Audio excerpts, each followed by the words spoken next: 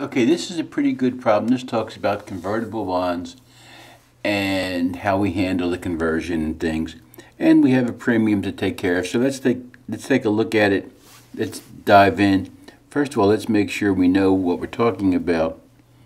Okay, so we have January 13th, they issue the bonds at 101. So they're sold at a premium. So we first need to figure out what that is. So we take the 26 million, and this is really the way I do these things. Just like to do them step by step. And it's amazing, if you do it step by step, you'll find out that many times you end up with what you need. So these bonds were sold for 26 million. Okay, I just multiplied the 26 million times 1.01. 26,260,000. That's what they were sold for. The bonds pay interest June 30 and December 31st. So they're 20-year bonds. So the N for these is 40 if we need it. Each bond is convertible into 40 shares of stock. We may need that, but keep in mind that the basic rule is what you get is worth what you gave to get it. So when we convert these, it'll probably just be converting them at what the carrying value is. Bonds are similar in all respects. Talking about other investments, 99, and the buyer purchased 10%.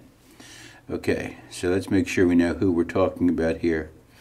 This is the seller. This is the buyer. Since this is really a bond, this is the borrower, and this is the lender. Okay, so the bonds were sold. They got 26,260,000, 26,260,000. And the bonds payable is 26 million. And the 260,000 is the premium. Now these guys bought 10%, so their investment is 10% of 26 million, which is 2,600,000. Their premium is 26,000, 10% of 260,000, and the amount of cash they paid was $2,626,000. That's the first part, and all we needed to do there was make sure we knew what we were talking about and we read it correctly. Okay.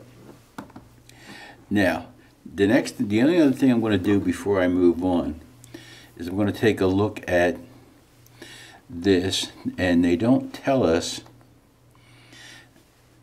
originally how they compute the interest, but when they ask us to do the interest, they do tell us that this company uses the straight line method. Okay, so because they use the straight line method,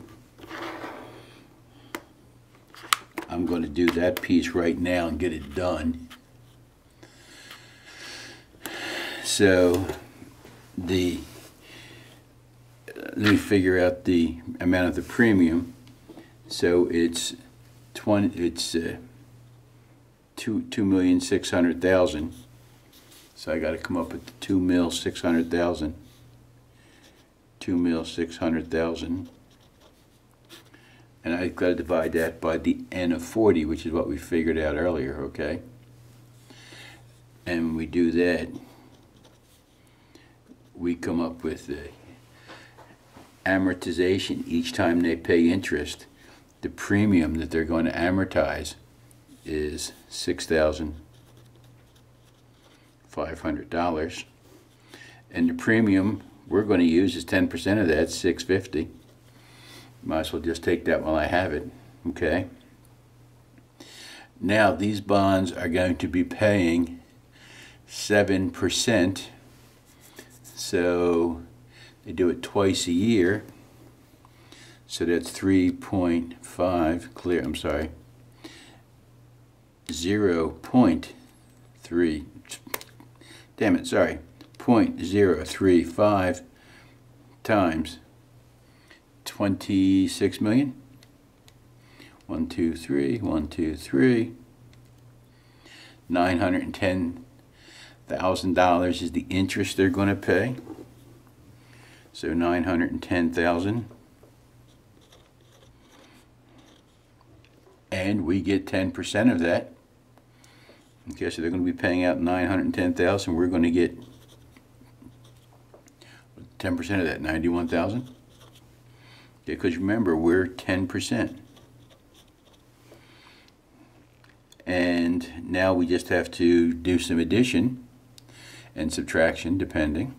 So when we subtract the premium from the cash payment, we find that our actual interest expense was $903,500. That's this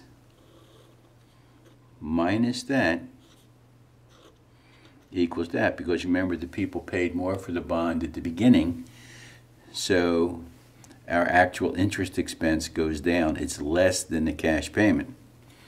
And our interest revenue is 10% of that, so it's $90,350. Make sense? Remember, 10%. Now the last piece it asks us to do, it says, suppose that when the stock had a market share of $33 per share, they converted the bond. Well, they're converting the bond using the book value method. They tell us that, which basically means the bond, the stocks we get are worth whatever we gave up to get them. The book value of our investment becomes the book value of our new investment. So let's take a look at this and see what we come up with, okay?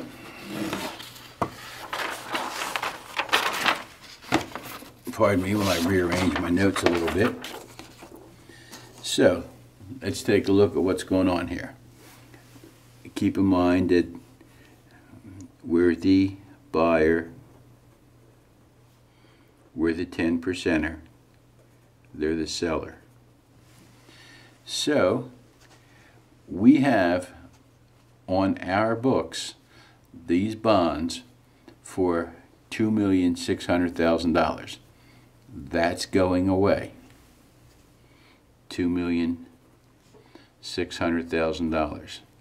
That's our 10%.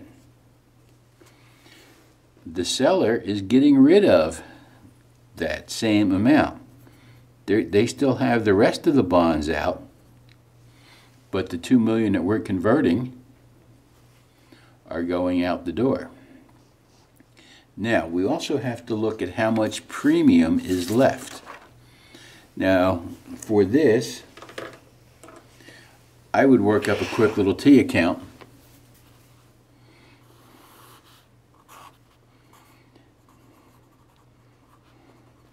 We started out with $26,000 in our T account.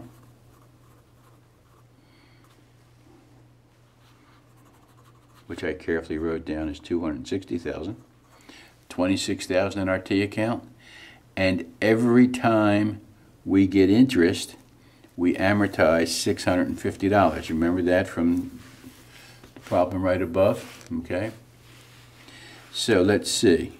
This is July of 2018. These bonds were sold January of 13.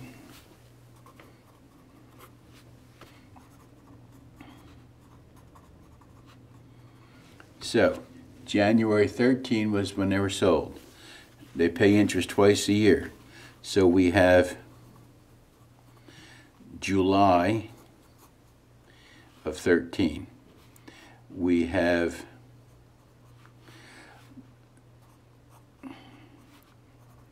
those two of 14. We have those two from 15. We have those two from 2016. Okay? And we have these two from 2017. And then in July, we have two more. So we have those from July of 2018. Because remember, they pay twice a year, January and July. So let's count them up. 1, 2, 3, 4, 5, 6, 7, 8, 9, 10, 11. Okay. That's how many we have used up altogether. So we have to balance the T account.